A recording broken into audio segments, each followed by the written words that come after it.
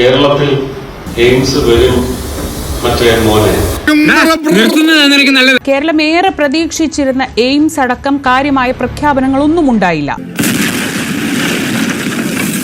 ഇപ്പൊ നിങ്ങളുടെ ഹീറോ എന്ത് ചെയ്യുന്നു? Will he give up? മനസുമീത വയസ്സുകൊന്ന അടുപ്പുത്തകുന്ന ആലപ്പുഴ വേണോ, തൃശ്ശൂർ വേണോ, എയിംസ് അതോ തലസ്ഥാനത്ത് വേണോ, കാസർഗോഡ് കഴിഞ്ഞ് പൊള്ളാച്ചി വരെ എത്തിയതാണ്. ഈ കഴിഞ്ഞ 4-ാം നാളും കേട്ടതാണ്. അയ്യോ, എന്നിട്ട് എന്ത് പറ്റി? എയിംസ് വരും മറ്റേ മോനെ എന്നൊരു പാർലമെന്റ് അംഗത്തിന്റെ അൺപാർലമെന്ററി ഡയലോഗ്. എയിംസ് ഒരു ചുക്കുവിൽ ഇനിയെങ്കിലും നിർത്തിക്കൂടെ ഗോപി സാറെ? ഷോ കാണിച്ച വഞ്ചനാവാക്ക്. അതൊന്നും എനിക്കറിയാൻ മേല. ഇങ്ങനെ എന്തെങ്കിലുമൊക്കെ പറയുമ്പോഴേ എന്റെ മനസ്സിനൊരു സന്തോഷം ഉണ്ടാവുള്ളൂ. ഞാൻ എന്റെ സന്തോഷം നോക്കിയാ പോരെ. എന്റെ വായിലുള്ളത് കേൾക്കരുത്.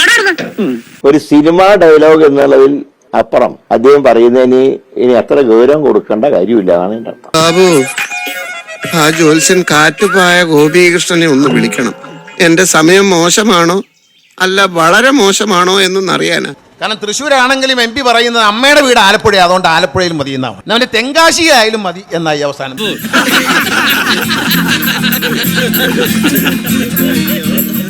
നമ്മളിവിടെ അത്ഭുതം കാണിക്കുമെന്ന് അവർ പ്രതീക്ഷിക്കുന്നുണ്ട്. നിന്റെ നെറ്റിയിൽ എഴുതി വെച്ചിട്ടുണ്ടെന്ന് എന്നെ കൊണ്ട് ഈ പരിപാടി നടക്കൂല. കേന്ദ്ര ബജറ്റിലെ ഒരു പ്രഖ്യാപനം കേരളത്തിന് കടലാമ സംരക്ഷണത്തിന് ഒരു കേന്ദ്രം അനുവദിക്കുമെന്നതാണ്. ആകെ പുലിവാലല്ലോ ആയല്ലോ. കിട്ടുന്നില്ല എന്ന് അല്ല പറയേണ്ടത്. അത് പറഞ്ഞപ്പോഴെനിക്ക് സംഭവം ഓർമ്മ വന്നേ. ഒരു പുതിയ പദ്ധതി ഇതിന്റെ ഭാഗമായിട്ട് അവതരിപ്പിച്ചിട്ടുണ്ട്. എങ്ങനെ മനസ്സിലായില്ല? പിന്നെ നാളികേര വികസന പദ്ധതി. കഥ മനസ്സിലായി, പക്ഷെ കാര്യം മനസ്സിലായില്ല. എന്റെ വീട്ടിൽ നിന്ന് ഞാൻ തേങ്ങ വിറ്റുകൊണ്ടിരിക്കുന്നത് 15 രൂപയ്ക്കാണ്. എനിക്ക് തോന്നില്ല. എടാ, അത് പറയാൻ പറ്റില്ല. ഞാൻ ഒരു അമ്പലത്തിൽ തേങ്ങ അടിക്കാൻ ചെല്ലുമ്പോൾ വാങ്ങുന്നത് 30-നും 40-നുമാണ്. നീ എന്ത് തേങ്ങയാണ് പറയുന്നത്? ഈ അധമമാണ് അവസാനിപ്പിച്ചുകൊണ്ടിരിക്കുന്നത്.